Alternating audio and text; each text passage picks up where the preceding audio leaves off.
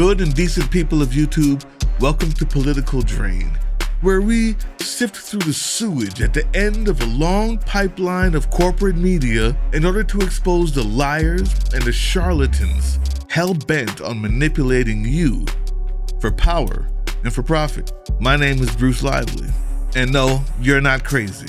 Recently, the Department of Health and Human Services has issued a recommendation per Joe Biden's request.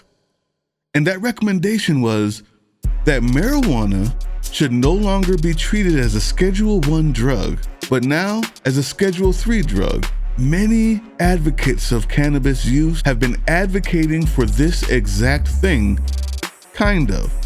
And what we're gonna do is discuss why this came about, as well as the hidden context behind the actions that kind of lets you know that it's not exactly what it seems. You'll see what I mean, but check this out first. It's good. The recommendation is part of a review that President Biden ordered last year. HHS says marijuana should no longer be a Schedule I controlled substance like heroin and LSD, which the law defines as having no accepted medical use and a high potential for abuse.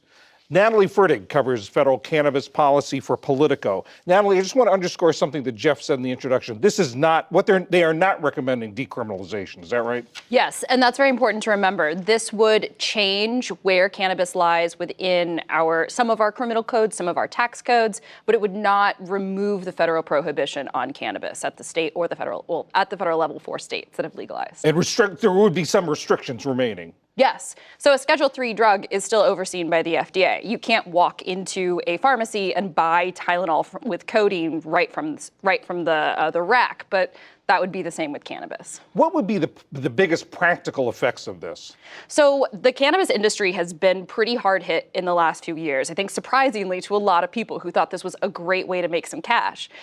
Part of that is that the federal tax code prohibits cannabis from being able to write off a lot of their business expenses because they're selling a Schedule I drug. If it were moved to Schedule III, that would no longer be a problem for them. And the cannabis industry, both small businesses and large companies, would suddenly be able to keep a lot more of their money and not be paying it in federal taxes. Could have a huge impact. Huge impact for the businesses. What about for the people who want to use it recreationally? So that's still going to be at the state level. This doesn't change that. This doesn't decriminalize federally, but some states, I mean, almost half of the country at this point has now legalized cannabis for recreational use, and more than half of the country for medical use. The state laws will probably stay the same, but what will happen is will FDA decide to enforce cannabis the way that they enforce ketamine or Tylenol with codeine? That could make huge changes, but the people that I've talked to on the state level, in regulation on the state level, have said that is not an expectation right now. So briefly, I just want to tell you why this came about in the first place.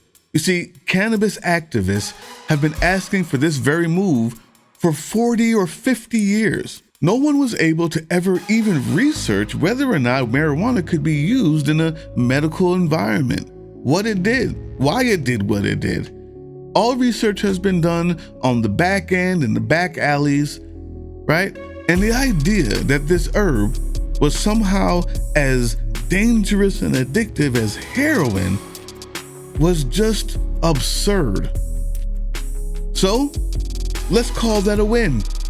A win for that specific issue.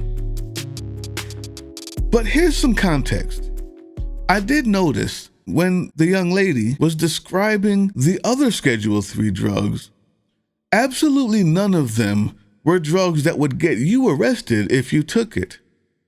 Instead, those were drugs that would get the person who sold it to you arrested if they sold it to you without a prescription. You see, this is weird to me, and maybe it is to you too. The fact that you turn it into a Schedule III drug now means that the people who are selling it legally, luckily, now they get to get tax write-offs. They get to make a little more money. And maybe they should. That's all right. It's a business. But I've never heard of a situation where someone could get tax write-offs for selling you a product that could put you in jail. That's weird.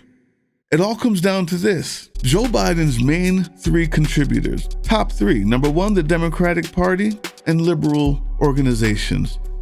Now, these people have been advocating for the legalization of cannabis for a long time. Also, it gets votes. So in order to appease them, I believe what he did was do this request in the first place, and he got back something that he could say, hey, look what I did. It's not bad. Being able to do this research is important. Being able to sell it without the fear of retribution from the federal government is important. On the other hand, when you can get arrested for Tylenol codeine, let me know. Because the next two biggest industries that donate to Joe Biden are the financial institutions. You see, in order to make something like this happen, you had to be able to promise them that, hey, there's a way you can make some money from this. Way down at the bottom of the list for sure, not as bad as some, another donor is the pharmaceutical companies. And yeah, if we're gonna be researching it and testing it, I want a piece of that, they're saying. Maybe. Well, more than likely. But most importantly, the people who were advocating for this weren't just advocating for the research or the business write-offs. They were advocating for this because people have been locked up in droves for years since the war on drugs ever started for selling a plant. People have lost their fathers, their mothers, their lives, their families, their credentials, their integrity for selling the same plant that now corporations can get tax write-offs for. And the indignity, the injustice that you would be able to do this, give them these tax write-offs, make it okay for them to sell it to people and still be able to lock them up for taking it, is one that's hard to look past. He has given everything he can to all of the donors who requested it. The liberals wanted something to campaign on, they got it. The financial institutions wanted something to make more money from, they got it. The people who requested it for their lives to be benefited are still getting locked up and will still get locked up, even when it becomes a Schedule III drug, if it ever gets past the DEA. Doesn't that sound weird to you?